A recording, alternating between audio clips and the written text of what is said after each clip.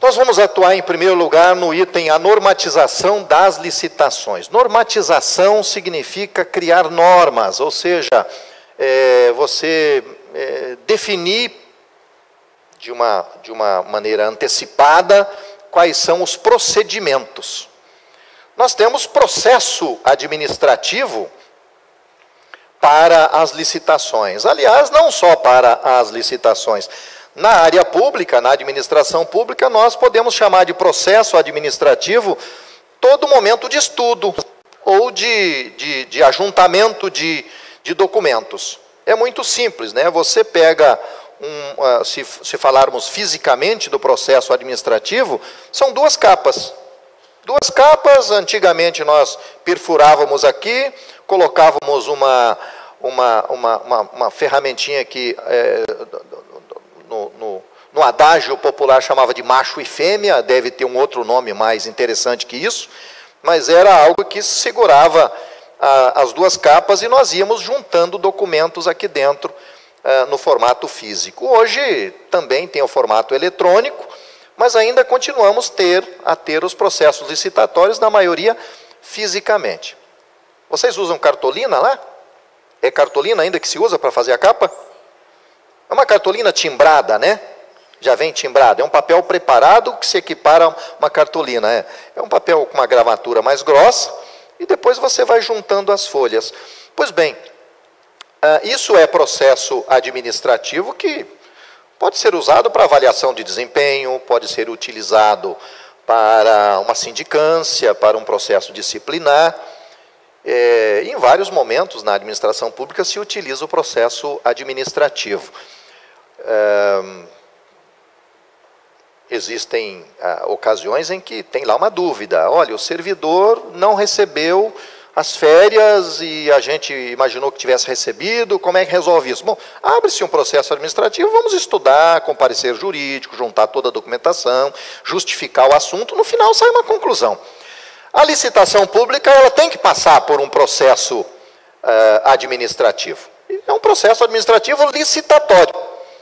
Agora, claro que ele tem uma ordem rigorosa, porque o Brasil regulou a matéria. Vamos verificar aqui a fundamentação, inciso 27.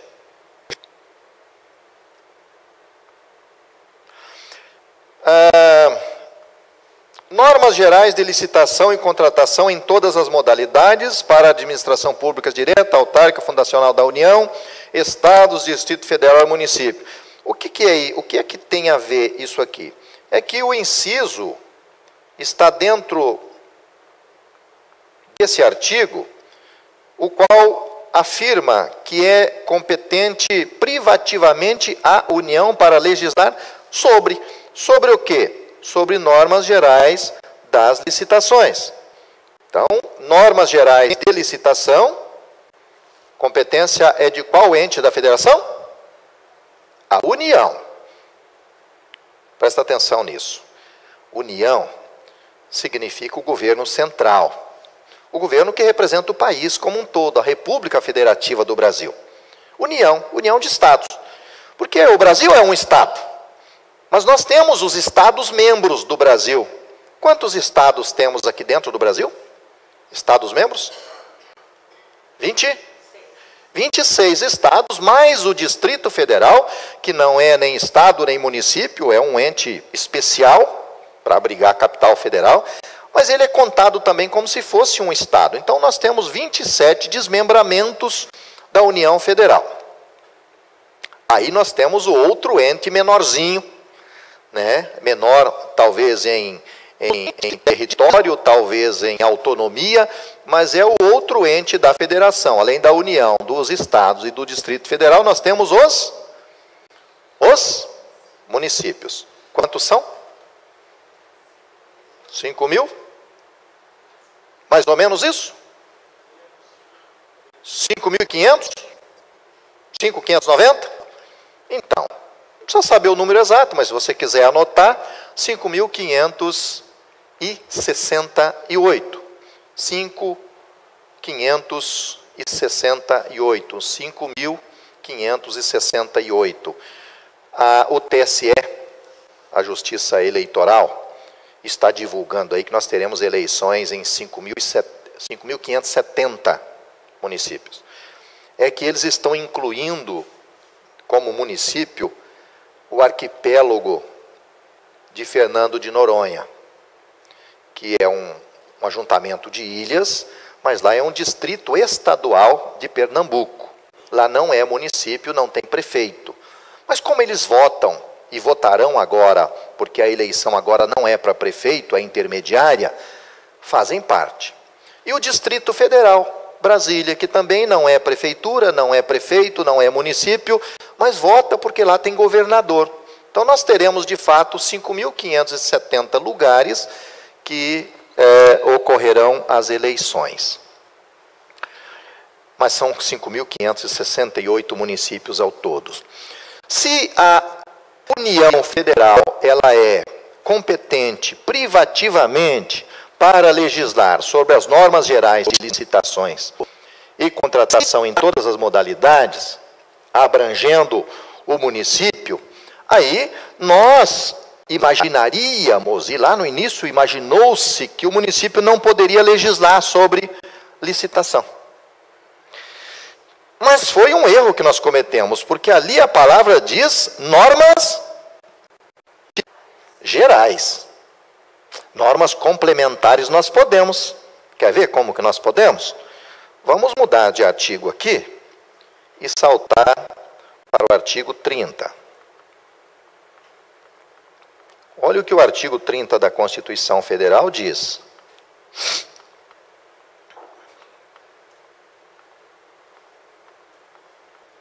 Estou chegando lá. Opa, pulei. Diz assim, que compete aos municípios legislar sobre assuntos de interesse local e suplementar a legislação federal e a estadual no que couber. Então, você pode, no seu município, ter uma lei de licitações. Desde que ela não conflite com a 8666, você pode ter até uma lei de licitações. Poucos municípios, na verdade, criaram uma lei suplementar de licitações. Poucos criaram.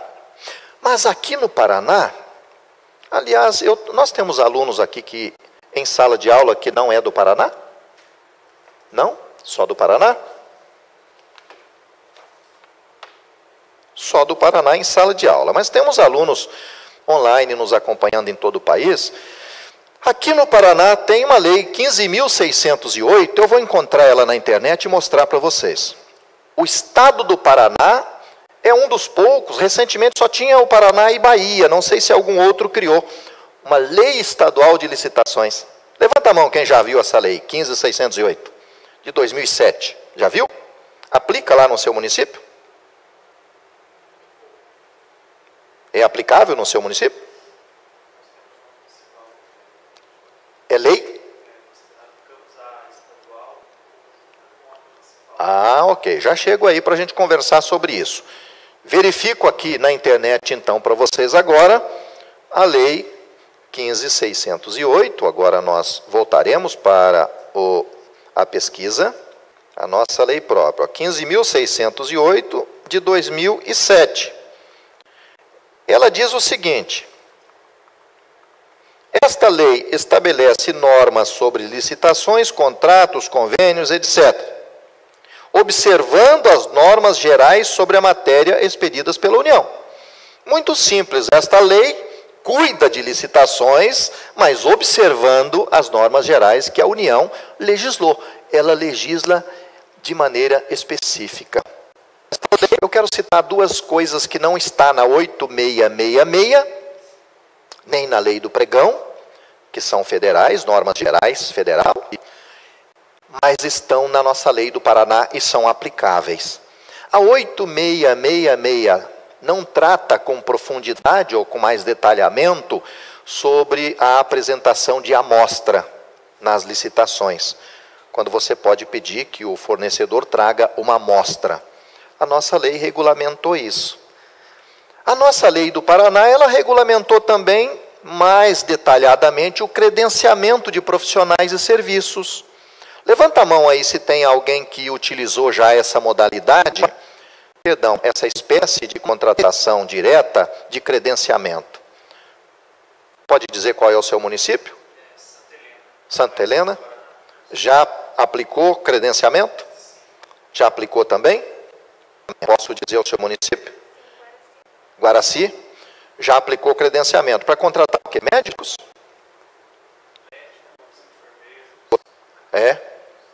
Pessoal da saúde. Serviços da saúde, né? Serviços profissionais da saúde. Pode contratar laboratórios também, enfim, a professora vai abordar isso aí na sequência. Acho até que esse tema vai ser tratado no quarto painel pelo professor Cleison. Ele vai tratar dos credenciamentos e daquele credenciamento de médicos de serviço, mas vai tratar também daquele chamamento público para fins de aquisição dos produtos da merenda escolar, da alimentação escolar, que ambos se enquadram na inexigibilidade licitatória. E amanhã, de uma forma genérica, a professora Lucimara falará sobre inexigibilidade. Mas, continuando com essa análise sobre as normatizações. Eu gosto muito da ideia de nós termos normas que expliquem mais para que a gente evite as falhas. Sabe que eu tenho a mania de uma agendazinha diária, onde eu anoto numa folha de papel, a caneta, à mão, as minhas atividades do dia. Então, eu tenho na minha mesa, todos os dias, uma listinha. Nessa lista, eu não coloco exatamente numa ordem ali, mas durante o dia eu vou pensando o que é urgente e o que é importante. E vocês sabem que para organizar o tempo da gente, nós temos que ir primeiro naquilo que é urgente, depois nós vamos no que é importante. Mas aquilo tem que estar demonstrado ali, do contrário você vai esquecer.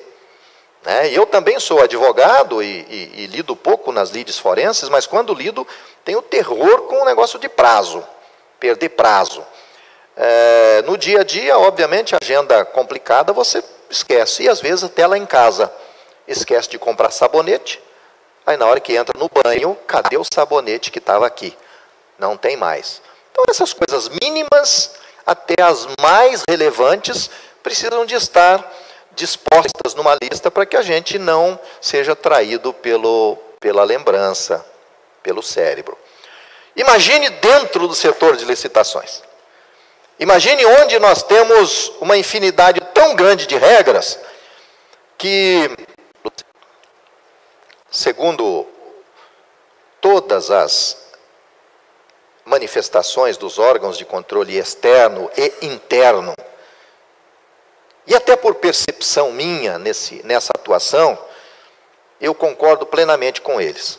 Eles dizem o seguinte: cada 10 licitações que identifica irregularidade, entre 8 a 9 não teve má fé. Teve uma falha, uma irregularidade, que nós chamamos de irregularidade formal. Não é uma irregularidade material. Não foi um desvio porque alguém disse, eu vou desviar. Mas às vezes ocorreu até um desvio, porque alguém falhou. Você quer ver um desvio que tem? Na hora de receber o produto. Como assim, desvio na hora de receber o produto? Sim, se eu não expliquei corretamente lá no termo de referência qual é o objeto que eu pretendo receber, na hora do recebimento, obviamente que o fornecedor vai pensar qual o produto menos oneroso para ele, que ele possa me entregar e cumprir a regra que está no edital. Simples assim. Eu peço sabão em pó. Sabão em pó, nós sabemos que pode ter um mais caro, mais barato, o melhor e o pior. Mas se eu não especifiquei o que eu quero, e mesmo quando eu coloco de boa qualidade, aí eu joguei para o subjetivo, para discutir o que é boa qualidade. Vocês acham que alguma empresa, alguma marca vai permitir que diga que não é de boa qualidade a mercadoria? De jeito nenhum. Então cria uma discussão, e às vezes nem cria discussão, porque você diz, olha, eu preciso de 5 pneus. Compra os 5 pneus. O tamanho é aquele. A quantidade de lonas é aquela. Tudo está certo. Mas o pneu chegou e você olhou e já viu que não vale nada, porque às vezes você já conhece aquela marca. Ou viu o preço dele no mercado, e pneu é uma boa referência para a gente avaliar um problema recente que surgiu no Brasil por falta de conhecimento dos setores. Compraram pneus chineses dos mais baratos. Não é pelo fato de ser chinês que é ruim. A China tem produtos de altíssima qualidade, como tem os de baixa qualidade, em razão do baixo preço. Tem gente que quer comprar um produto mais barato, não importa a qualidade. Na administração pública eu não posso comprar só pelo preço, entendendo que ele seja o principal de uma compra. Eu tenho essa cadeira aqui por R$100. Mas eu tenho uma outra cadeira que dá para as pessoas sentarem também de 50. Qual é a mais apropriada para a administração adquirir? A de 50. Eu tenho uma garrafinha dessa aí de R$5. E tenho uma garrafinha de R$1. Qual seria a mais interessante para a administração adquirir, André? Tem que olhar a qualidade e o preço? Nós vamos comprar papel higiênico lá para a Câmara ou Prefeitura que você trabalha? Câmara. E nós encontramos rolo de papel higiênico de 20 centavos e rolo de papel higiênico de R$2. Qual é o mais interessante para a Câmara adquirir? Hã? Depende da finalidade para o papel higiênico? Você quer dizer da qualidade? Depende da qualidade, da especificação. Tem gente que já assistiu às minhas aulas e diz, lá vem ele de novo com essas comparações. Mas eu gosto de pegar essas comparações que elas chocam. Eu uso muito a do café, do pneu e do papel higiênico. É espetacular quando você analisa que o princípio da economicidade que se aplica à área pública, ele é menor do que o preço. Perdão, ele é maior do que o preço. Ele não aborda só preço. Economicidade não significa o mais barato. Significa a melhor proposta, a mais adequada às necessidades da área pública. Eu tenho duas, e as duas são adequadas, óbvio que a mais barata me foi econômica. Mas os nossos antigos já diziam, né, que o barato às vezes sai caro. Dia desses eu fiz a seguinte pergunta para um servidor de Câmara. Você acha que vocês, enquanto servidores de Câmara ou de Prefeitura, merecem um café? Sabe quanto custa o café hoje? Um pacote de meio quilo de café lá, não? R$7,90? Tem mais caro ou não? De quanto mais ou menos tem? 12, 15? Você acha que é justo a Câmara Municipal ter um de 7 ou um de 15? De 10? Meio termo, meia boca? Concorda? O que você acha? O de 7 ou de 15? Nós vamos comprar café.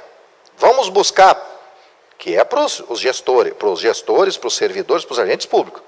Qual que é o mais adequado? Economicidade. Mas a economicidade, nesse caso, seria então o de 7.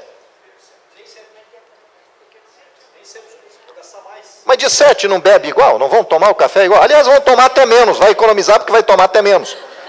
Oi, Clorina. Custo-benefício?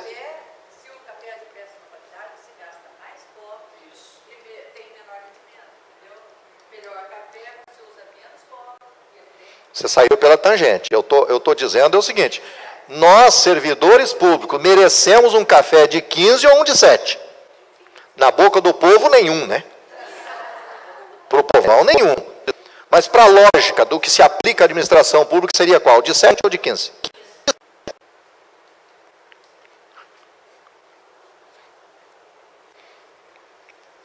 Este curso aqui poderia ser à noite. Levanta a mão aqui quem preferia que fosse à noite esse curso. Não? Por quê? Porque está frio?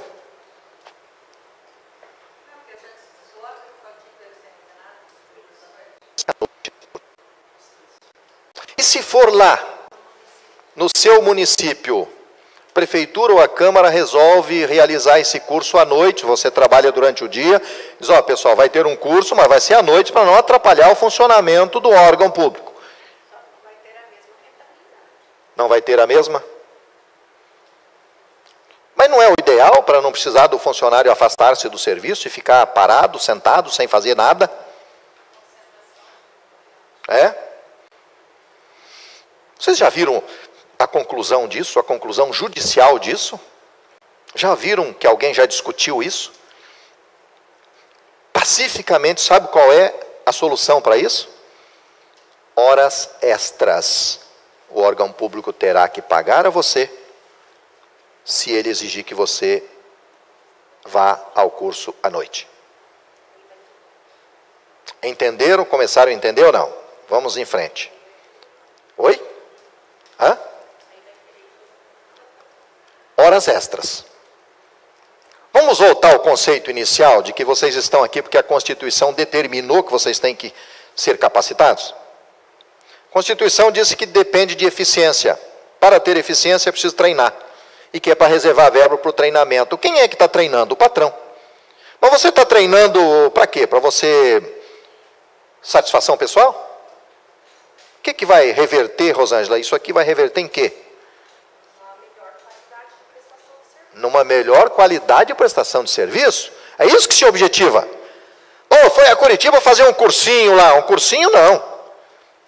Nem o tempo e nem o tema define se é cursinho ou cursão. Define a importância daquele conhecimento para a atuação de vocês. Já se discutiram por aí, por exemplo, se alguém da auxiliar de serviços gerais pode fazer um curso como esse? Tem alguém aqui que é auxiliar de serviços gerais? Vocês acham que poderia ser um auxiliar de serviços gerais? Você acha que poderia fazer um curso como esse? Da prefeitura ou da Câmara? Hã? Se estiver na comissão de licitação? Óbvio, não é o nome do cargo não, é a atividade. Você está realizando a atividade. Tem correlação esse aprendizado com a sua atividade? Tem. Então você está fazendo esse aprendizado para o órgão público, para o patrão, não está fazendo para você. Óbvio que ninguém retira o conhecimento, ele é para sempre. E quem tem conhecimento tem poder, etc, etc, etc. Acontece que eles querem que vocês retornem para lá melhor ser humano. A evolução do conhecimento nos torna em gente melhor. E um melhor servidor, um melhor agente público na sua atuação. Por que eu abordei isso quando eu falava do café? É porque tem um conceito todo distorcido de que é uma benesse treinar um servidor. Muito pelo contrário, é uma obrigação. E se o servidor for treinado fora do seu horário de trabalho, ele vai receber hora extra. Porque a concepção é de que é relevante o trabalho que vocês realizam. Olha, eu me pergunto novamente na questão do café. E vamos estender para demais produtos que se utiliza lá na patrola, que se utiliza na escola, no material escolar, que se utiliza no uniforme que às vezes os garis recebem, na vassoura que o gari utiliza. As compras públicas têm defeitos muito graves e começa por essa questão da qualidade do que você adquire, produto ou serviço. Nós temos que começar a padronizar e buscar, gente, definir o que nós queremos a cada produto, para iniciar uma padronização, para que a gente alcance lá no final o objetivo que é a melhor compra possível para a administração. Novamente, Lei 8666, nenhuma compra será feita sem a adequada caracterização do seu objeto. e indicação dos recursos orçamentários. Eu quero falar da caracterização do seu objeto, mas como é que eu caracterizo o objeto para evitar direcionamento e para evitar restrição? Porque eu não posso direcionar de tal maneira a impedir um concorrente de participar. A princípio, e de forma geral, é assim. Eu não posso direcionar de tal maneira a privilegiar um. Então, eu estaria direcionando para um, ou restringindo o outro. Acontece isso, gente? Vocês ficam com essa dúvida no dia a dia? Me digam aí um momento que você sentiu dificuldade em caracterizar o objeto e você ficou preocupado assim porque queria comprar da melhor qualidade possível, você sabia qual era a marca boa, você tinha noção do que era bom, mas na hora de fazer a licitação teve dificuldade em caracterizar o objeto. Tem alguém que pudesse me dar uma ilustração aí, um exemplo? Você sabia o que queria, mas teve dificuldade em caracterizar para comprar sem restringir ou sem direcionar. Não todos ao mesmo tempo. Vamos, um por vez aí, por favor, se organizem. Quem vai falar agora? Um por vez, aqui. Manifesta, por gentileza. Na verdade, a dificuldade foi na compra de veículos leves. E aí nós tivemos até o processo ele foi suspenso em decorrência de uma das especificações, ela não por realmente a gente querer, no caso, restringir, mas por não ter sido realmente observada uma das especificações, a qual restringiu somente para duas. Só um possuía aquele item. Na verdade, dois possuíam. Então, um terceiro e um quarto que gostariam de participar do processo licitatório. Você pode citar qual é o item, por gentileza? Você se lembra? É o porta-malas, a litragem do porta-mala. Qual era a diferença de litragem? De 5 litros. Era de e o que 200... é que vocês fizeram? Nós alteramos o edital porque isso não interfere na questão da necessidade do município. Interrompe um pouquinho, já voltamos a falar. Você soube que o Tribunal de Contas do Paraná teve esse mesmo problema numa licitação deles para comprar veículo? Tamanho da litragem. O porta-mala, levanta a mão aí quem tem veículo. Quem tem carro na casa? Tem? Porta-mala. Lá atrás, uns chamam de bagageiro. Aquilo lá, na hora da compra, não se mede por metro, nem por peso. É por litragem, o espaço, quantidade que cabe. Bagageiro é importante? No carro? Eu posso comprar um carro para a prefeitura ou para a Câmara e exigir que eu quero com bagageiro grande ou pequeno ou médio? É um item importante? É importante, óbvio.